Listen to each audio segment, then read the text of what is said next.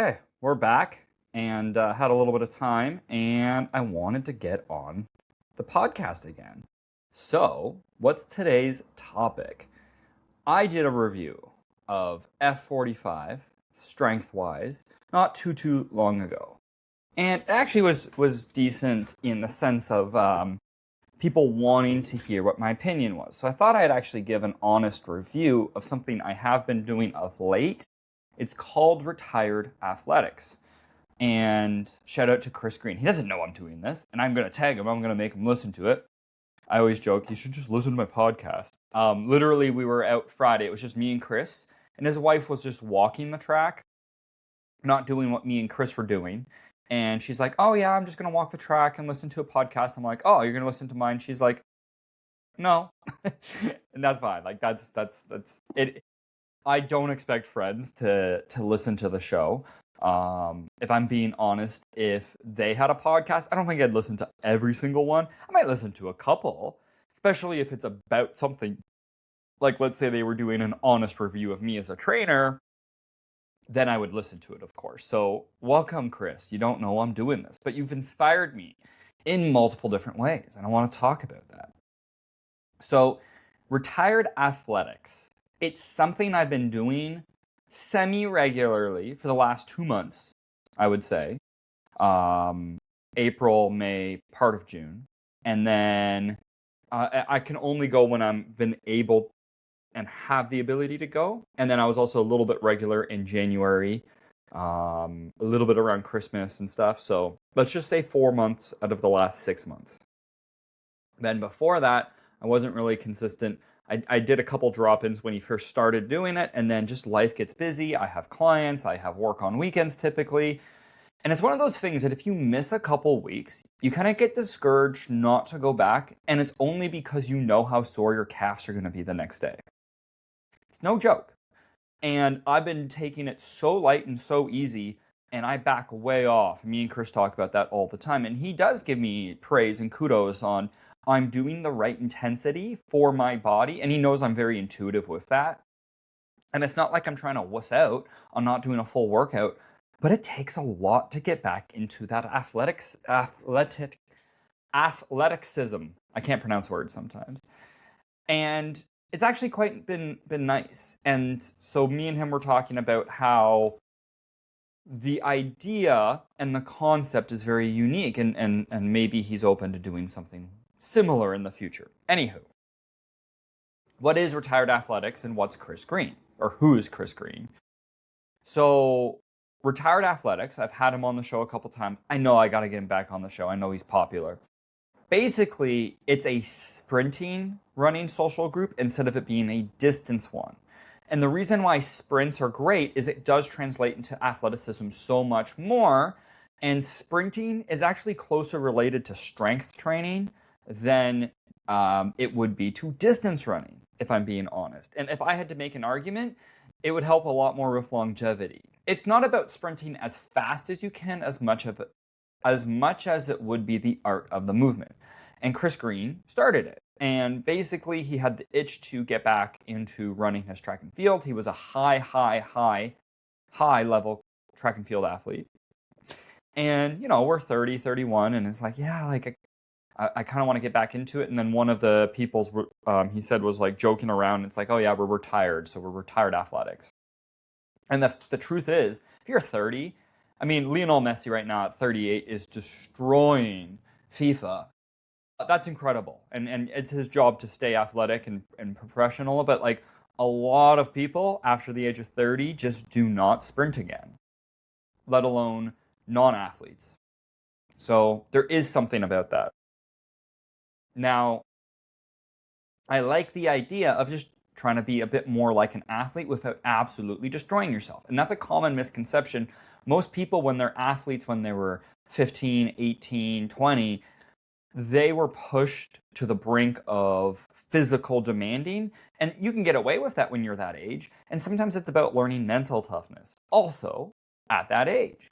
Versus right now, it's about maintaining and relearning those skills. So we're not trying to absolutely grind. The other aspect that I think is really cool is you get that social side of things, which most people crave that's something in fitness I'm still trying to work on how do I make more of what I do social. I, of course, do some outdoor workouts as well. I've been doing mobility classes that are social, and then just helping out with places like Temple. I used to work at F45. It's the social side of it that people get a lot of the health benefits from. So it's great. And that's what running clubs have been popular for. But now it can be done in a sprinting form, which I think is really cool. So who shows up? Who is this meant for? Former athletes, right? Whether they've been recently retired or partially recently retired, not necessarily old people, and people who are just trying to get that feeling again of training like an athlete. And it is tongue-in-cheek, but it is real, right? A lot of us peaked in high school or college, right, from an athletic standpoint, maybe not pure muscle or strength, but it's nice to get back into that. And so here's my experience with it. I've had a ACL surgery when I was 19, tore it when I was 16. I've had a hip labrum surgery when I was 24. I tore it around 22. And I was a pretty decent, I wasn't at Chris Green's level, but I was a pretty decent distance runner throughout high school. And I was a rower in university. So I come from that athletic background. I love lifting weights. I've been lifting weights for like 18 years. And I don't hate cardio, but I didn't like how it necessarily felt on my joints. So I kind of stopped doing it as much. And then the other aspect of it too is when you stop doing it, it's hard to get back into it.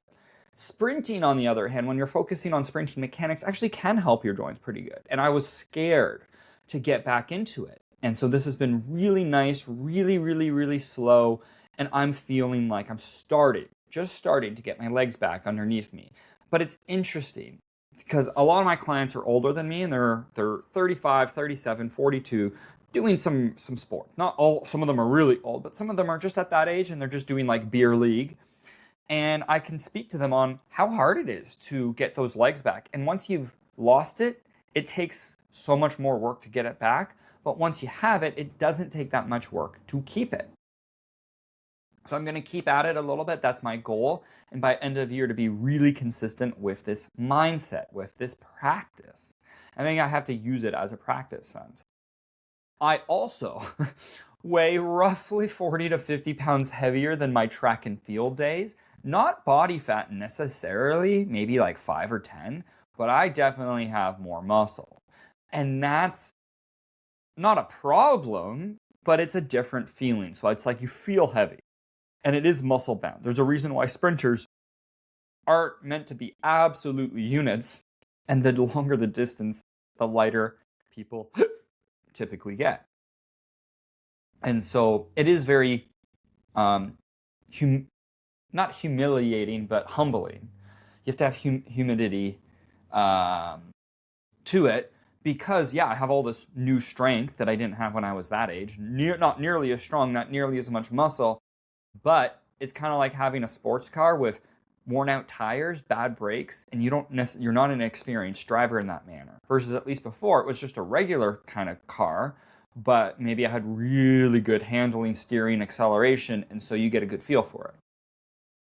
So it definitely does feel different, and it's nice. I can just go, I show up, I kind of hear what he says, but then I also know how to back off, at least at my stage, and I think that's really cool. So here's just some of my goals. I just want to feel somewhat athletic again. I don't need my cardio to be crazy. I don't need to be doing a Hyrox. You don't have to get me. I could do a whole honest opinion of what I think about Hyrox. It's the social that's cool. Other than that, I'm not a big fan of it. And it's not even testing myself against other people. It's myself versus myself and making the movement look more fluid. And I like the idea of it also being social as well. And it's just fun. Even today's Tuesday. Normally I go on Fridays. I'm kind of itching to go to the track and just do some A's and some Excels again, because I felt really good doing that Friday. And if I can get to 2 a week, then that's great, especially if it's lighter intensity. The consistency can be the hard part, especially with the Canadian winters, having access to a track. Being on, off is something that it's also my work schedule and my life. I'm not going to necessarily be able to recover the same. So I really have to think about the soreness so it doesn't affect my next workout, whether it is lifting weights or track session. And it's my ego. I really have to take a step back, which I'm actually doing pretty good at. It's not these big groups, and it's not like there's cute girls I'm trying to impress at the thing. So it's been good with that. And then it's just the time, fitting everything in, and not overdoing it with my training. But I do think it actually could complement my strength training really well. So here's what I hope to do forward, and you can hold me to it. Break the on and off cycle, but I want to string together basically until my next travel. With minimal to no gaps. What does that look like? Probably once a week. The odd week I might miss, and if I miss it, I will have to make something up on my own where it's just even some A's and drill work and skipping. I don't necessarily need to set a performance goal. I'd rather look at the habits side of it. But also I want to just look more fluid when I'm running. Like just run an 100 meters that looks good, and Chris can be the judge of that. And show up on days that I might just be busy, chaotic, as long as I can fit it in, and just lean into the social side of things. It's been really nice to do, and it's not perfect. I'm not perfect, but it's definitely something I think more people would get value out of than what they realize. So here's the call to action. If you're in a running group, put it on pause for a couple weeks and then come out and do sprints. You could do both. You could do running on like Tuesdays, Wednesdays, Mondays, and then just do a sprint thing on a Friday or a Sunday. That's when they tend to be. Follow Retired Athletics on Instagram. And then just be a little consistent with it and see how it translates into other sports and other activities. And I think you'd be pleasantly surprised by how little volume you need of actual running to get a lot of benefit out of it. I hope to get Chris on the show. One other thing that's kind of inspired me, and this is my cue to Chris. I have another buddy. His name's Brandon. I think he'd be a good person for this too, or possibly somebody like Eric. And I like the idea of a retired athletics community where you focus on sprints. But, and Chris would agree with this, maybe there's also a way to focus on mobility and have a mobility component, or focus on strength and have a strength component too. So as a community standpoint, Chris knows I'm always in his corner and happy to help out however way he would want me to. And I'm always looking for more collaborations and yeah. And yes, don't worry, I'll get you back on the show soon. You're very popular. You're just a very busy guy to track down. So until next time, I hope you guys appreciate that honest opinion. You guys should really check it out. I highly, highly, highly recommend it. If you're older than, let's say, 40 and it's been a hot minute, you could still show up. You're just going to have to take it super, super easy. And I know Chris is big on this too. He wants people who were at least somewhat athletic in the past because there's a lot of teaching. But I'm sure if there was enough demand for it, Chris would have like an intros beginners side of things. You just may have to shoot him a message and have that conversation with him. And I would recommend that too. So anywho, until next time.